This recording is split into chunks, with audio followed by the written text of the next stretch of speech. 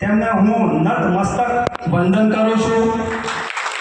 તેમને આજના દિવસે આ પૂર્વજો જ્યાં પણ હશે તેમની આત્માને હું બિરદાવું છું અને આજે એ આત્માઓ પણ જ્યાં પણ હશે ત્યાં ગૌરવ લેતી હશે, કેમ કે એ લોકો જે વિઝન જોયેલું હતું એ વિઝન આજે પૂરું થાય છે અને આગામી સમયમાં આનાથી પણ મોટા વિઝન પૂરા થશે અને એટલે એ પૂર્વજોને હું આજે વંદનથી નમન કરું છું।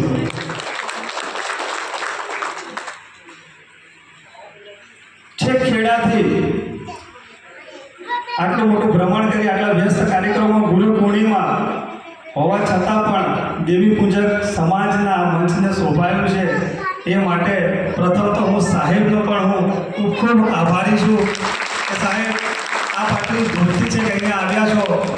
એક લાગણીથી એક જ વખત સાહેબને કીધું ને સાહેબ કે હું આવીશ, તો સાહેબની જે લાગણી બતાવી છે દેવી પૂજક સમાજ માટે, એના માટે દેવી પૂજક સમાજ સાહેબ આજે ઐતિહાસિક દિવસ આપણે ક્યારેય નહીં ભૂલે અને હંમેશા આપણી સાથે રહે।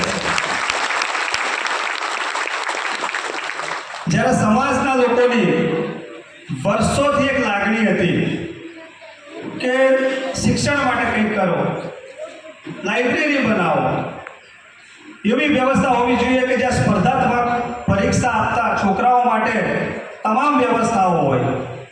વર્ષોથી આ લાગણી હતી।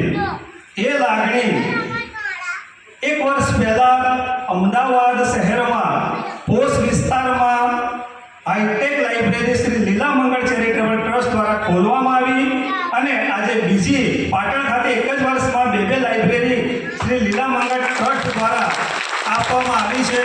એટલે શ્રી લીલા મંગળ ચેરિટેબલ ટ્રસ્ટના પ્રમુખ શ્રીમતી સરોજબેન અને તેમના તમામ ટ્રસ્ટના સભ્યોને હું ખૂબ ખૂબ અભિનંદન આપું છું। આજે